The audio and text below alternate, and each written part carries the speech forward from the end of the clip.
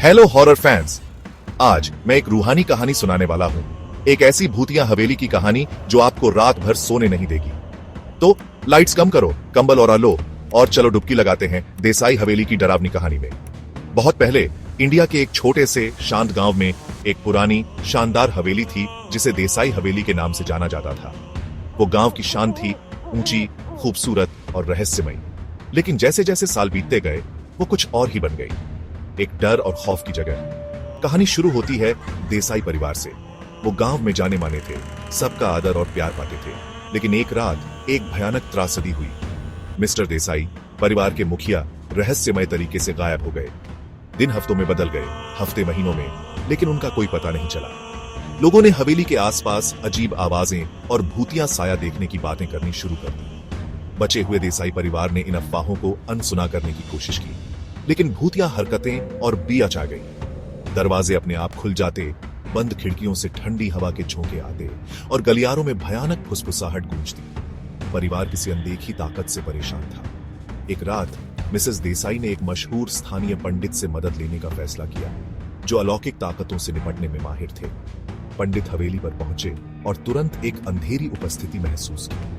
उन्होंने अनुष्ठान किए और मंत्र पढ़े, लेकिन हवेली उनके प्रयासों का विरोध कर रही थी। मानो हवेली खुद जिंदा थी, बुरी शक्तियों से भरी हुई। सच्चाई का पता लगाने के लिए पंडित ने हवेली के इतिहास में और गहराई से जांच की। उन्हें पता चला कि हवेली एक प्राचीन कब्रिस्तान पर बनी थी, जिसे निर्माण के दौरान खोदा गया था। वहां दफनाए गए लोगों की आत्माएं क्रोधित और बदले की भावना से भरी थी, दुनियाओं के बीच फंसी हुई थी।